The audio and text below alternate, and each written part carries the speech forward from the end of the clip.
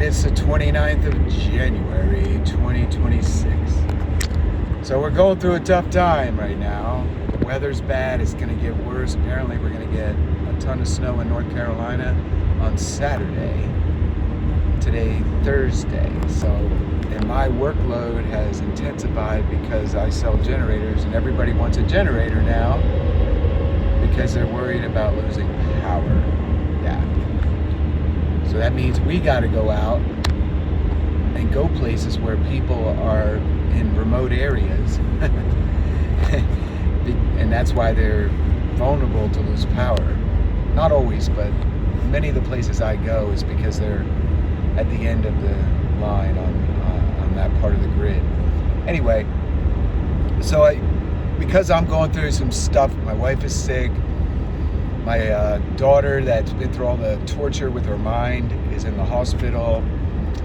My grandson is back with us, beautiful child, but it's added a whole new dynamic of work and care, and everybody's dealing with weather issues. So I can read 1 Peter chapter 1 and 2 and apply it immediately to my life. What do I mean by that? Well, the first verse of chapter 2, as I was trying to get through yesterday and some stuff happened on the road, tells us to put away malice, envy, striving, all kinds of bad thoughts, bad attitude. And I was trying to explain this to someone this morning, very close to me, that if we don't apply grace to people when they're going through a difficult time, they're under a lot of stress. If we don't apply grace, what happens? We judge. Is our judgment correct? Of course it isn't, because you don't know the heart of another human. Now, we can look at actions of people on the news, protesting, getting in fights with ICE, and we can see you're actively engaging these people. You're trying to take them on. They have a gun, they have authority, they have the weight of our edicts, government law behind them. So why are you doing that? Why are you fighting like that? That's like the dumbest fight in the world. But they're not caring about themselves or the cause, because the cause has no interest in replacing government with better government. The cause has everything to do with disruption and chaos and negativity. It's a dark play, right? It's a demonic play. And that's all the enemy can do. So in my life right now, stuff's happening. My wife is sick. And it's a mystery. It's not like a virus where, you get better in 24 hours. It's something that makes her dizzy, right? Like, what is going on with her body, her blood, all that? So I pray, right? I pray for her, I lay hands on her, all that. I got to keep praying. I got to keep fighting for health, because we don't even have health insurance at our age, right? So we got to walk by faith. We have no choice but to walk by faith. We've been this way for a long time. We have to stay healthy to some degree, right? And if we get sick, we just got to get better, right? So this is most of human history. They didn't have health insurance, right? They didn't have hospitals right down the road or urgent care to take care of them. No, they had doctors, but they were limited. They couldn't do surgery potentially, but they would give them natural remedies, and it would cost an arm and a leg. They'd tell them, go drink this tea with this stuff in it or something like that. And so we need to get back to understanding health. We got to get back to understanding mental health, physical health, spiritual health. That's body, soul, spirit alignment, which I talk about on my website. Look, I'm fighting for the very thing I'm trying to explain. So everything I'm telling you is out of personal struggle in a crazy world with 8 kids, now grown up, a lot of them. with their own separate lives to live, but yet you're just as invested in that adult child as you are when they were little, because you see their life and you're praying for them to get through the stuff, the lies of the media, the lies of culture, the lies of college. And you're even more invested because they're now an adult. They're going to be making adult decisions: who they marry, where they live, what job are they going to, who they're going to work for, are they going to go to church, or what kind of church. All that kind of stuff are heavy duty life decisions. And Peter, as a father, apostolic, I feel like when Peter's writing here in this first epistle, it's truly the heart of a father. And he was a young man, probably, when Jesus chose him. He was a wild whippersnapper, as my ancestors would say. Whippersnapper, that's an old word. And he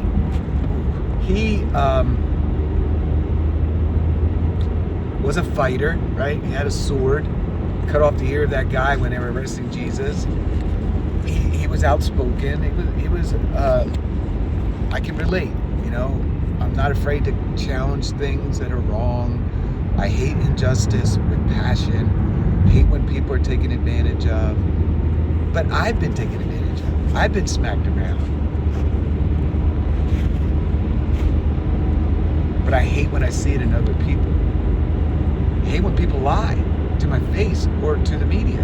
When the media lies to the public and creates violence. There's 2 dead people in Minneapolis directly because of the media, because of false words. They're not challenging the governor or the mayor to turn over the criminals. Obviously, if they did that, there would be no dead people. But no, they're stirring up violence in the streets because they're wicked, because they've done a lot of fraud that now is being exposed, so they're trying to create diversion. Clear, right? There's no other way to look at it. You can say whatever you want to say, but if you have a brain, you have a heart, you have life experience, and you look at the situation, it's a life lesson. When you're guilty, you do dumb things. If a husband's cheating on his wife, he's going to do dumb things. Eventually, he's going to get caught, right? Vice versa, a woman cheating on her husband, she's going to get caught. He's going to come home at a certain time when the guy sneaks over and he's in bed with your wife. How many times has that happened in human history? And then murder happens or violence happens because if you're an outsider, adulteress, and you lay with a man in his own bed where he sleeps, you can't get a more visceral response than the husband catching his wife doing something like that. Now put God in the equation. God has a temple that he designed, that Solomon built, where he dwells in it, right? The Holy of Holies, once in a year, Day of Atonement. God is literally in the Holy of Holies. That's his sacred holy place. Only the high priest can go in there, one person. And they are worshiping Ra. The women are weeping for Tammuz, Ezekiel chapter 8. They are idolatrously worshiping other gods underneath the one and true God. They're worshiping false gods. They're committing spiritual adultery. Just like American people are. We're committing spiritual adultery. We're worshiping ourselves, our thoughts, our schemes, our philosophies, our doctrines, versus the one and only true God. That's what we're doing. That's why people like me exist. That's why this channel exists. That's why Tree of Life Farms will exist as an operational working dairy farm to help people reconnect with God and agriculture and health. Right? So there is no Tree of Life Farms if everything's fine. There's no Jonathan Keener talking on a phone to a phone, right? Oh, here we go. Traffic. So I want to get into Peter, but I want to lay this. He is speaking to you as a father, apostolically. He's speaking to you harshly in a way, because what he's telling you to do is really hard to do. Put away malice, envy, strife. When we don't want to, our flesh says hold on to this anger. We don't want to forgive. When somebody really hurts you bad, you want judgment on them, and you judge them. You become the judge. That's what people do, right? That's our whole world.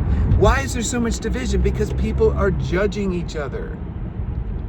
But let's face it. Let's just be straight.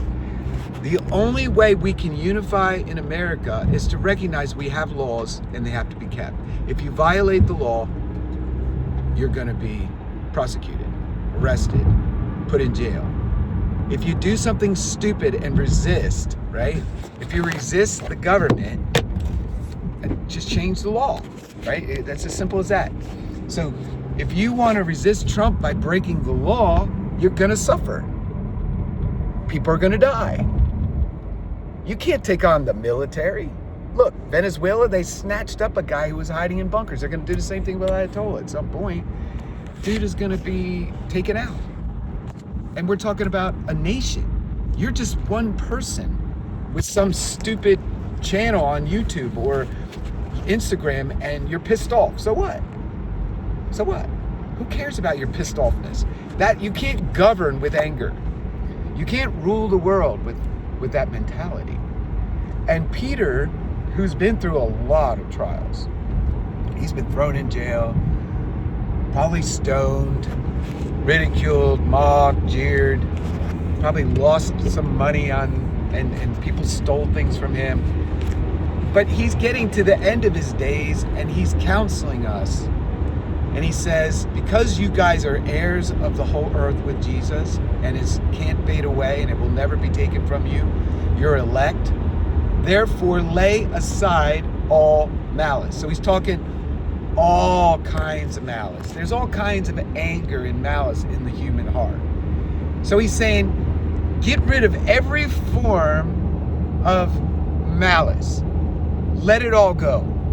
Reject it. Put it out of your mind. When you start thinking about somebody that did something wrong to you, or something all of a sudden starts to get you angry, put it away. That's what he's saying. Malice, deceit. Don't try to convince people that you're doing something that you're not, that you are somebody that you're not. Hypocrisy. Don't be a hypocrite. Envy and evil speaking, which is what we're seeing on full display in America, primarily right now in Minneapolis, soon to go to California. California is right in the crosshairs of Donald Trump. Gavin Newsom wants a fight, he's got it. If he thinks that's going to make him look big, I don't think it's going to work out for him. Because he has no content. He has no depth of character. He has nothing that he can hang his hat on. Great things that he's done in his life. Trump's got buildings everywhere, all over the world. He won presidential elections against all odds. He has a media that 95% is against him, right? He's beaten the system. You got to respect. And rather than respect, what is Gavin Newsom who tries to copy him by being cocky, but it's fake. It's all fake. It's hypocrisy. He's a hypocrite. As newborn babes, desire the pure milk of the word. Why does he say pure milk of the word? Because we can make the word into a complex thing. The Beatitudes, for instance. Blessed are you who are poor in spirit. You can make that about economics. You can make that about society. But it's not about that. The pure milk of the word is, if you have poverty of spirit, you're gonna be lifted up by God because you recognize how frail you are. That's a good thing, right? When Jesus says, come unto me, all you weary and heavy laden, he means literally come to him. Go to him with your heart. Go to him with your thoughts. Go to him with your steps. He may be asking you to go to a place in the wilderness to pray, to cry out. You could be in your car. Maybe he wants you to pull over and just start praying. Who knows what he's telling you to do? But you got to go to him. You got to put aside your worldly stuff. and your anger and your malice and go to him and eat his word, drink his word, and consume his character. That's what he's saying here. As a father, desire, love, hunt after the pure milk of the word, that you may grow. So the only way you're going to grow and have more patience and more love for humans and be more tolerant of the adversity that's in your life, where you can walk through it instead of being all vexed by it, is to desire the pure milk of the word and consume it. You have to consume it, drink it, understand it. If indeed, now the condition is, he's saying to you, if indeed, you can't love the milk of the word if you haven't tasted that the Lord is gracious. You have to taste and see that the Lord is good. You have to experience in the full measure of your humanity. It's not an intellectual assent. It's the full measure of you, all five senses. It's an emotional thing. You are an emotional being. God is an emotional God. Jesus died on the cross. Emotion, right? Repentance, emotion. Prayer, emotion. God doesn't want dead prayers, rote prayers, rhythmic, chants. He wants you to pray. He wants your realness to pray. If indeed you've tasted that the Lord is good, that means you're born again. That means you're touched. Heaven has touched you. You feel it. You know it from an emotional, all five senses point of view. So did you get those three verses? Do you understand those three verses? Do you get the import? Do you feel the weight of what Peter is saying? Everything you need to know about sanctification and growing up, becoming a man of God, a woman of God, a saint that's ready for the final days of human history to handle whatever's coming, the deception, the great deception, the mark of the beast, all that. You won't handle it well if you don't desire the pure milk of the word. Keep learning the prophets, keep studying, keep praying, keep struggling with the text, keep trying to understand, keep asking God to show you what it means, lead you in the scriptures. That's all what I've done in my whole life, is struggle with God and struggle with the Bible and struggle with truth. He'll arrest me with a word like he did yesterday, the word care, 2 days ago. And then yesterday I played out a word study on the word care in the Bible, and it was mind-boggling. And God used it effectively for me, but I shared it with my family and close friends. It's sealed for posterity's sake. I gave it to posterity. I handed off that struggle to my seed, to other people's seed. That's what the Bible's built around. People sharing heavenly things with their children, with their friends, with their community. Writing it down and recording it so that it can be read in the future. Enoch. It's all on there, not all, but portions of Enoch that blew me away. I recorded it and put it on my channel because you need to read Enoch. So I give you a little taste. Read the whole book. You can do the audio. It's 3 hours and 8 minutes. And do it again. And learn about the structure. Learn about God and his character. Learn about time. Learn about the angels. Learn their names. Learn about Enoch. Why? It will show you what true men that have encountered God are all about. It'll show you what this world is going to become, how it all going to end. There is a designed end point. So we, of the people of God, those who are chosen, called out, we're living stones, all of that. We are the priesthood of God on earth right now. We do not get caught up in politics.